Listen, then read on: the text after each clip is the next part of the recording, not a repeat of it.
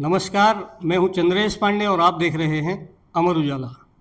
अभी पिछले कुछ दिनों से एक यूट्यूब चैनल है मन मलंग, उसमें एक म्यूज़िक वीडियो आया हुआ है मनमीत, जो काफ़ी धूम मचा रहा है। आज इस वीडियो म्यूज़िक को तैयार करने वाले और उसको संगीत देने वाले यहाँ पर नितेश बिष्ट जी हमारे साथ मौजूद हैं। हम उनसे जानना चाहेंगे कि इस वीडियो में क्या खास है, और सबसे अहम बात यह है कि इस वीडियो में अमर उजाला को भी शामिल किया गया है।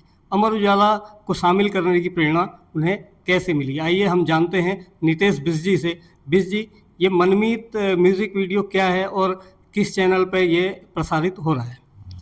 नमस्कार। जैसा कि आपने बता दिया है कि मन मलंग उत्तराखंड फिल्म्स करके चैनल है जिस पर हमारा ये गीत आया हुआ है।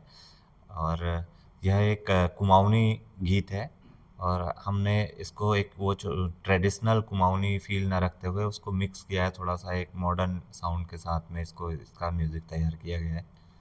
और वीडियो में हम चाहते थे कि इसका जो वीडियो भी है एक स्टोरी बेस्ड हो, एक ऐसी मतलब एक रोमांटिक सॉन्ग है, तो एक प्रेम कथा जो एक गाँव से निकली हुई हो और जिसको मतलब एक थोड़ा इमोशनल टच उसमें।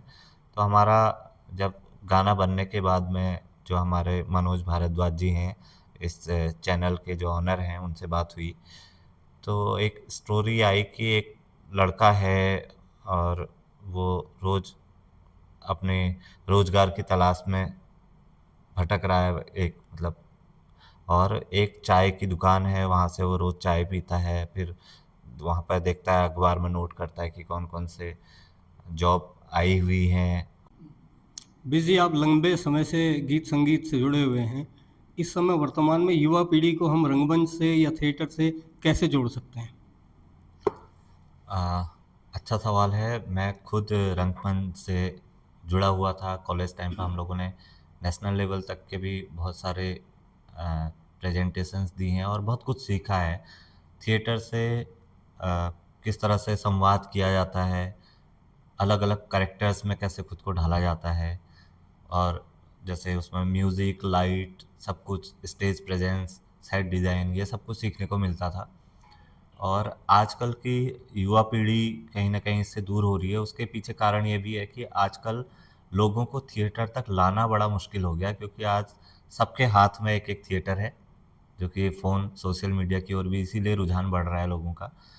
तो युवा पीढ़ी भी अभी जो एक थिएटर, जो एक पहले का जो ट्रेडिशनल वे होता था, एक थिएटर में होता था और सिनेमा देखने लोग जाते थे। फिर धीरे-धीरे लोगों के घर में टीवी आने लगे और पहले सीमित चैनल होते थे, फिर चैनल बढ़ते जाते थे। फिर एक दौर था जिस टाइम पे हम लोग स्कूल में थे, तो उस टाइम पे ये सवाल उठता था कि बच्चे टीवी के लिए एडिक्ट हो रहे हैं, टीवी की लत कैसे छुड़ाई जाए। और ये टीवी का और सीरियल्स का मोह त्याग के लोग थिएटर की ओर कैसे जाएँ। और आज आ रहा है कि लोग फ़ोन पे और सोशल मीडिया पे वो चीज़ आ रही है। लेकिन बहुत सारे नए क्रिएटर्स निकल रहे हैं, व्लॉगर्स निकल रहे हैं, जो खुद कुछ ना कुछ एक एक्ट करते हैं और लोग देखते हैं, और अपने-अपने पसंद के हिसाब से लोग फ़ॉलो करते हैं और उसको देखते जाते हैं। और ट्रेडिशनल वे का अगर थिएटर वो करना है, तो वो कहीं न कहीं हमको स्कूल लेवल पे उस पे कुछ वर्क करना पड़ेगा। स्कूल्स को कुछ इनिशिएटिव लेने पड़ेंगे कि इस तरह की एक्टिविटीज़ हों, तब बच्चों का उस पे इंटरेस्ट आएगा और आगे के फ्यूचर वाले भी उस तरह से करेंगे। बट सोशल मीडिया को अगर अच्छे वे में यूज़ किया जाए तो ये भी एक बुरा नहीं है, उससे भी कर सकते हैं। मतलब ट्रेडिशनल थिएटर तो नहीं, आजकल के आपके अनुरूप आप किस तरह से बहुत सारे इस तरह के भी क्रिएटर्स हैं, जो बड़ी फ़िल्म्स तो नहीं बना सकते, लेकिन वो आज फ़ोन लेके ही एक छोटे-छोटे एक्ट्स का वीडियो बना के उसको प्रेज़ेंट कर रहे हैं और लोग पसंद भी कर रहे हैं उन चीज़ों को। तो थोड़ा-सा चेंजेस वक़्त के साथ होते हैं, वो हमारे थिएटर और हर आर्ट फ़ील्ड के साथ अभी हो रहा है। उत्तराखंड की संस्कृति को बढ़ावा देने के लिए, खासकर कुमाऊं की संस्कृति के संवर्धन के लिए आप भेंट घाट जैसे कार्यक्रम यहाँ पर आयोजित करवाते रहे हैं। ये भेंट घाट कार्यक्रम क्या है और ये कब से आपने शुरू किया हुआ है? उत्तराखंड के जितने लोक कलाकार हैं, उन सबको एक मंच, लोक कलाकार ही नहीं, मतलब जो कला से जुड़े हुए लोग हैं, उनको एक साथ इकट्ठा करने का एक जो एक थॉट था, जो हमारे एक नरेंद्र टोलिया जी हैं, उनका एक थॉट आया कि एक कुछ गेट टुगेदर करते हैं। तो पहली बार जो हमारा ये स्टार्ट हुआ था, तो भेंट घाट इसको नाम दिया। और हमने सोचा कि यार बहुत सारे मंचीय प्रस्तुतियाँ हो रही हैं और इनको अच्छा करने के लिए हम कुछ ऐसा डिस्कशन का कुछ स्टार्ट करें इनिशिएटिव। तो सांस्कृतिक परिचर्चा हमने उसको उसमें कराना शुरू करी और भेंट घाट सांस्कृतिक परिचर्चा करके हमने इस तरह से कार्यक्रम करना इसका शुरुआत किया। और इसमें हम हर साल क्या करते हैं कि संस्कृति से जुड़ा हुआ कोई एक टॉपिक पकड़ते हैं और उसमें जो बुद्धिजीवी लोग हैं, उससे जुड़े हुए लोग हैं, उनको बुलाते हैं और उनके साथ में सभी कलाकारों को बैठा के उसकी प्रस्तुतिकरण भी होता है उस कला का और उस बारे में डिस्कशन भी होता है। अभी हमारा ये 5वां साल है और मैं उस उत्तराखंड सांस्कृतिक समिति का अभी सचिव हूँ उसमें। तो इसमें हम हर साल नया टॉपिक शुरू करते हैं। जैसे पहली बार में हमने किया था कि कलाकारों की क्या समस्याएं हैं और सरकार द्वारा कलाकारों के लिए क्या योजनाएं बनाई गई हैं और क्या चुनौतियां एक कलाकार जो है, लोक कलाकार जो सुदूर गांव में कहीं बैठा हुआ है, उसको क्या क्या चुनौतियों का सामना करना पड़ता है कि अपने कला के निर्वहन के लिए, उस बारे में डिस्कशन हुआ। अगली दूसरे साल हमने किया था कि समाज में गीतकार की क्या भूमिका रहती है और गीतों के माध्यम से समाज में वो किस तरह के परिवर्तन ला सकता है और भविष्य में गीत लेखन में क्या संभावनाएं हैं।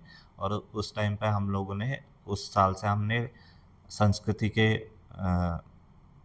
क्षेत्र में जो उत्कृष्ट कार्य कर रहे हैं उनको एक लोक सम्मान, उत्तराखंड लोक सम्मान करके भी हमने एक इनिशिएटिव स्टार्ट किया। और जैसे पहली बार हमने गीतकारों को सम्मानित किया, फिर उसके अगले साल हमने बैर, भगनौल और जागर विधाओं के बारे में डिस्कशन किया। लास्ट ईयर हमारा था विलुप्त होते जो वाद्य यंत्र हैं उसके बारे में और उनको बजाने वाले जो हैं उनका प्रेजेंटेशन रखा। और जो अणकाथ है हमारे और शकुनाखर हैं, वो भी कहीं ना कहीं आजकल की पीढ़ी उनको पीछे छोड़ते हुए आ रही है। तो उस पर किस तरह से आगे वर्क किया जाए, इस पर डिस्कशन हुआ।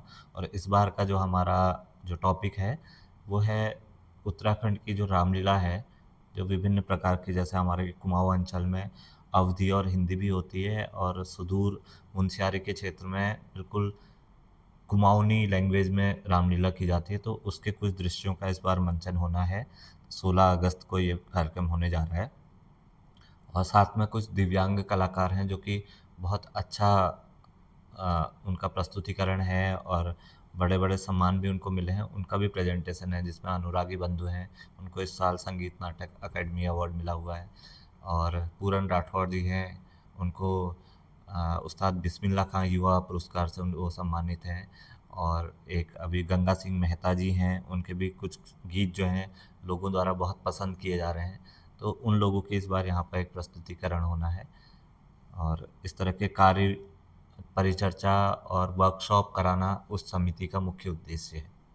प्रदेश सरकार भी समय समय पर संस्कृति को बढ़ावा देने के लिए, कलाकारों को बढ़ावा देने के लिए तमाम योजनाएं भी लेकर आती है, घोषणाएं भी करती है। इन तमाम योजनाओं और घोषणाओं का कितना लाभ धरातल पर मिलता है?